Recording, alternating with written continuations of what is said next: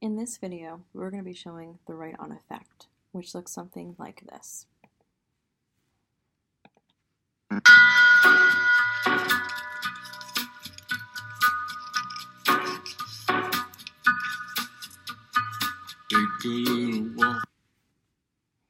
So what this does is that you can work with line or pen tool and create thick to thin lines, having them move and disappear in time if you like, and also change colors.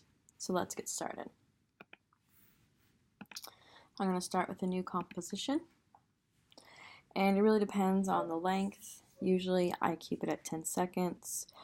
Resolution for right now, because we're just working with the write-on effect, I'm going to keep it full, but if it is a very heavy down video that you're working with, you might try half resolution, and frame rate I will keep at 30. Background color doesn't matter right now because we will have to change that anyways, but feel free to keep it at whatever color you're choosing. So what we have to first start off with is right clicking here, and on a Mac that is Control click, new, and then solid.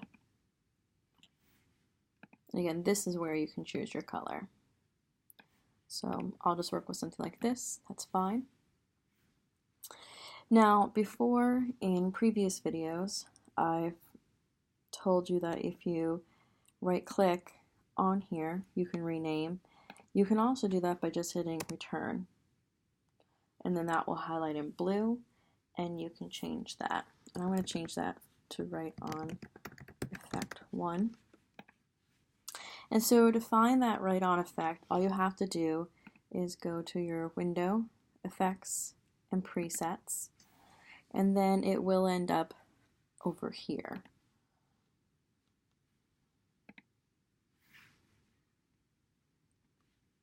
And then go ahead and type in write-on. And you will find this under generate and write-on. And then so with this, you can put it right to your screen, right to here, or right to here. If this is one of many effects that you are using, I strongly suggest that you move it right to the layer that you want it on. And what happens is the subcategory comes up, and this is really where the control happens with the lines. So the first thing you want to do is work with brush position. And so if I want this line right from the beginning, I'm going to keep my playhead here or somewhere close to that, and I'm going to hit brush position. And here it is right here. And so what I can do is move that here, and I'll start it, and then I'll come here, and you can see the green lining up, and then I will move that. Now my brush isn't very big right now, so what I could do, depending on what size you wanted, I can come and move this up already so you can see it. So brush size right here. So the standard size we'll say is 20-ish. And so then maybe I'll go a little bit more. I'll move this down. And you can see it's flexible. It's not really necessarily geometric or hard corners, just because of the more or less movement of everything. Think of it more as an interesting sort of squiggle at this point. So again, I'm just moving my timeline.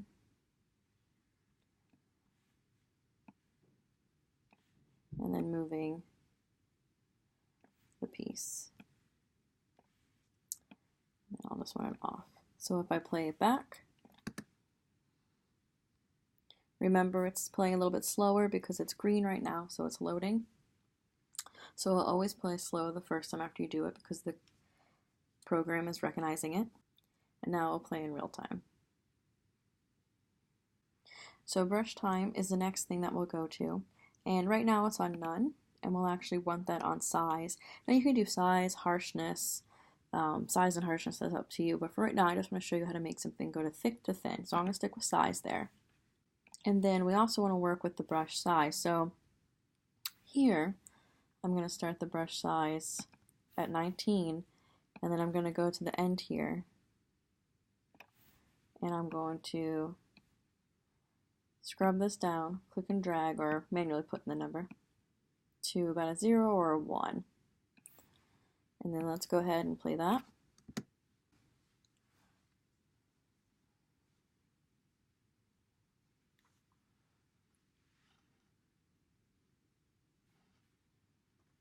And there you go. So what sometimes happens that I've noticed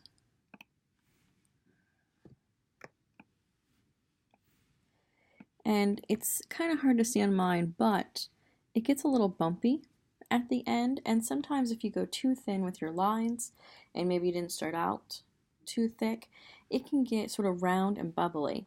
And so I'm going to show you how to sort of smooth that out, or if you want to, you can do even more dots. So we want to go to brush spacing for that. And so we would put that on.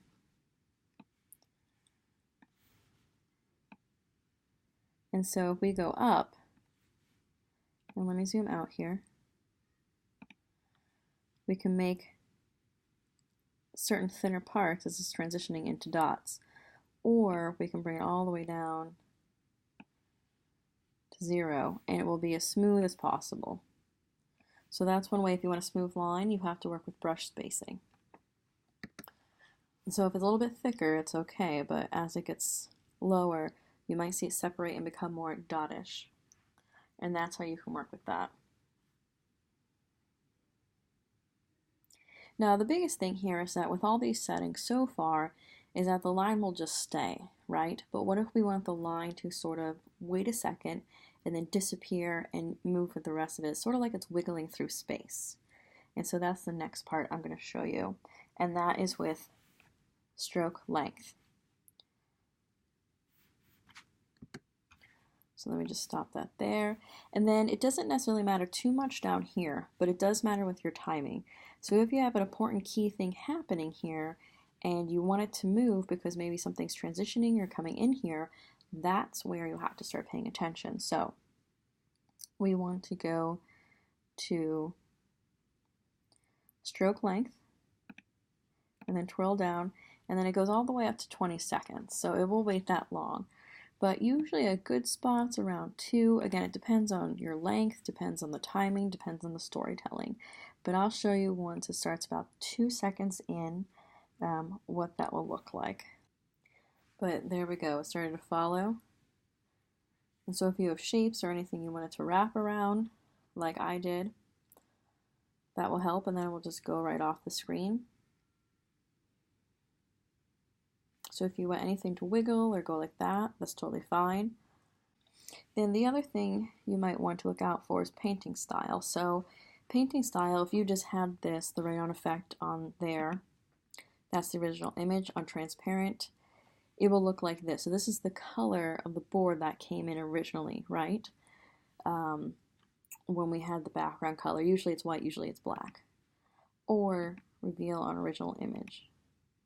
So what could happen here is that I could pull in an image, and so I'm going to leave this open, but I'm going to come over here and I'm going to right click, import file. That's right here, and I'm just going to bring that down. And you'll be able to see now I have it on transparent.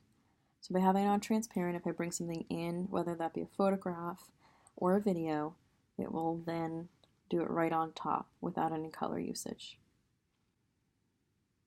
So this is a good way to highlight information, to keep the eye moving, anything like that. Okay, now you did that all with the right on effect. So coming in here, working with the brush position, but we can easily just as do it with the pen tool as well. So if I come over here, again, new solid, we need to start off like that. Again, the color, we can always change the color too. Okay, right on effect, so again, effects and presets, and drag that right on top. And then so with this, I'm going to take my pen tool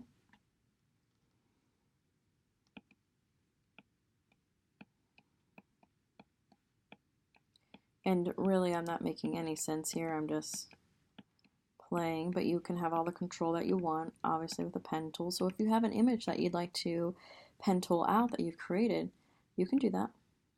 But this is great for more control. Okay, so that's what I've made there, and I'm on my effect. So now what I want to do, that I have that done, is that I want to come down here, twirl down, go to your masks, go to mask 1, and then copy that, Command C. And then you want to come down to the effects and to the right on, and then you want to go to your brush position. So not up here, brush position, down here, brush position, and then you want to do paste. And you can see here, just like we've seen in other videos, how we've pasted in all the points that I've made.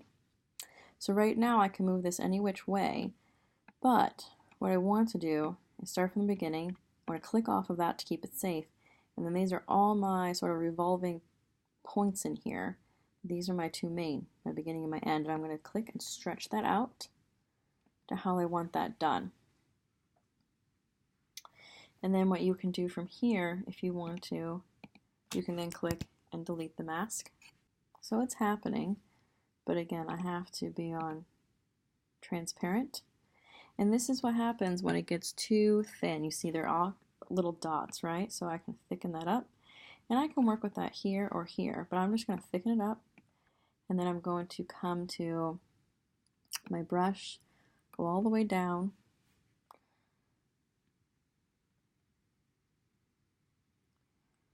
And then I'm also going to change my color. So I'm going to start here. And I'm going to make sure I hold that down. So I'm going to press white here.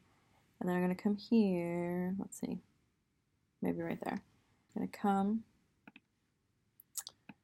and change that to a bright green. And so you can see that transition right there. So let's go back.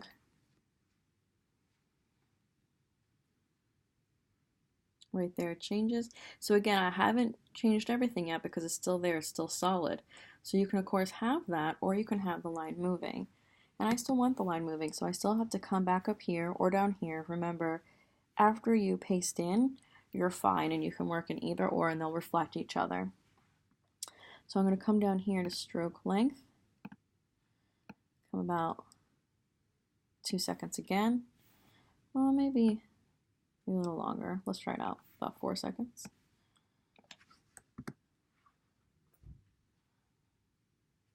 So there's 4, and there it goes.